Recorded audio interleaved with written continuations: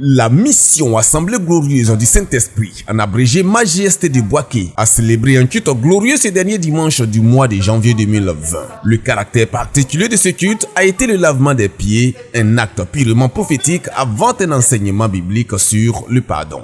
Pardonner quelqu'un, c'est pas pour l'autre, mais pour soi-même.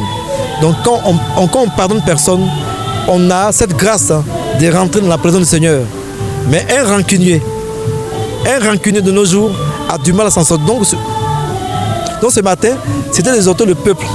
Et s'ils ont reçu des choses entre les 10 ans, de 2010 à 2020, des choses qui ont permis qu'ils ont gardé la rancune et qui a bloqué les vies, c'est d'enlever ça.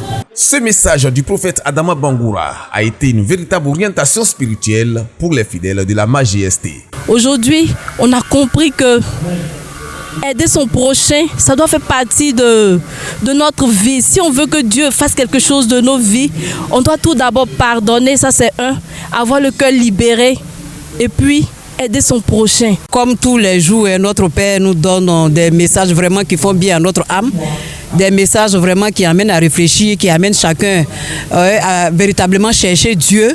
Oui, nous sommes dans un ministère où on parle beaucoup de repentance et vraiment nous bénissons le nom de Dieu pour le Père exceptionnel qui nous a donné, qui nous aide à avancer dans notre marche avec le Seigneur. 2020 est une année de lutte pour le réveil du corps de Christ et cette mission, le fondateur de la Majesté veut l'accomplir en première ligne. Pour cette année, on voulait s'accentuer beaucoup sur le camp d'été et puis faire un programme pour le corps de Christ et puis aussi faire un programme que j'appelle caravane prophétique. C'est 3 jours de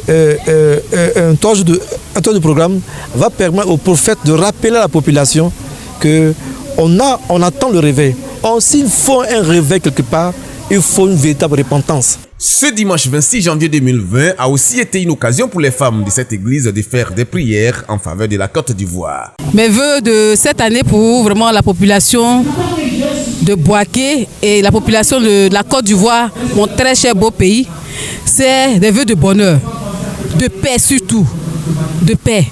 Et que vraiment la cohésion, la fraternité soit véritablement le partage de ce pays-là. Retenez que la Majesté a fait de toute l'année 2019 l'année d'une repentance authentique.